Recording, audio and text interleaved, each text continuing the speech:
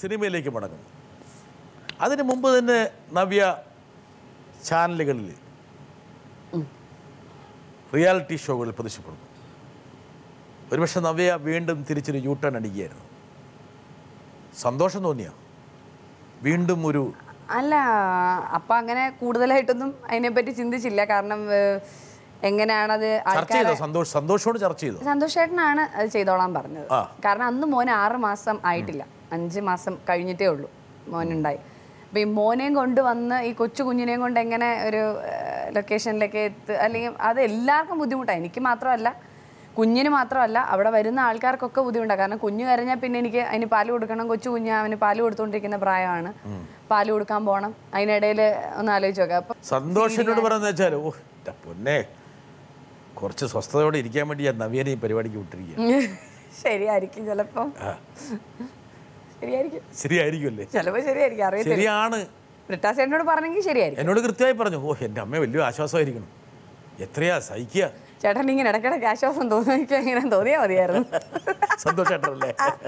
ഇടയ്ക്കിടയ്ക്ക് വീഴണമെന്ന് ഞാൻ രക്ഷപ്പെട്ടല്ലോ. അതെ, സിനിമയിലേക്ക് വരുന്നു. സീൻ 1 നമ്മുടെ വീട്. പക്ഷെ അത് വേണ്ടത്ര അങ്ങോട്ട് ശരിയായിട്ട് വന്നില്ല, നന്നായേ ഇല്ല. പക്ഷെ അത് നോക്കാൻ വേണം. അതിനെക്കുറിച്ച് ഒരാളെന്തോ പറയാൻ ആഗ്രഹിക്കുന്നു. ഒരേ സമയം നിരൂപക പ്രശംസ നേടുകയും അതുപോലെ തന്നെ തിയേറ്ററിൽ വളരെ സക്സസ്ഫുള്ളായി ഓടുകയും ചെയ്തിട്ടുള്ള സിനിമകളുടെ ഭാഗമായിട്ടുള്ള ഒരു അഭിനേത്രിയാണ് നവ്യ നായർ. നവ്യ ഇപ്പം വിവാഹം കഴിഞ്ഞ് വീണ്ടും വന്നിരിക്കുകയാണ്. നവ്യയ്ക്ക് ഇൻഡസ്ട്രിയിൽ വന്നപ്പോൾ അല്ലെങ്കിൽ ആദ്യ സിനിമ റിലീസായപ്പോൾ എന്താണ് തോന്നിയത്? പ്രത്യേകിച്ച് ഇപ്പോൾ ഒരു നടിയുടെ തിരിച്ചുവരവ് നമ്മൾ മാധ്യമങ്ങളും സോഷ്യൽ മീഡിയയും ജനങ്ങളെല്ലാവരും ആഘോഷമാക്കി മാറ്റിക്കൊണ്ടിരിക്കുകയാണ്. അപ്പോൾ ഈ ഒരു പശ്ചാത്തലത്തിൽ ഇതിനെപ്പറ്റി നവ്യയ്ക്ക് എന്താണ് പറയാനുള്ളത്? വിവാഹശേഷമുള്ള സിനിമ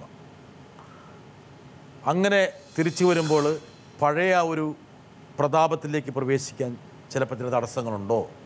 അങ്ങനെയൊന്നും ഇല്ലായിരുന്നു. അല്ലാത്ത എനിക്ക് ആ ഉദ്ദേശിക്കുന്ന പ്രതാപം ഉള്ള സിനിമകളായിരുന്നു വിളിച്ചത് മുഴുവൻ. പക്ഷെ എനിക്ക് കഥ ഇഷ്ടപ്പെട്ടത് ഇതായിരുന്നു. ഓരോ സമയത്ത് നമുക്ക് ഓരോന്നാണല്ലോ തോന്നുന്നത്.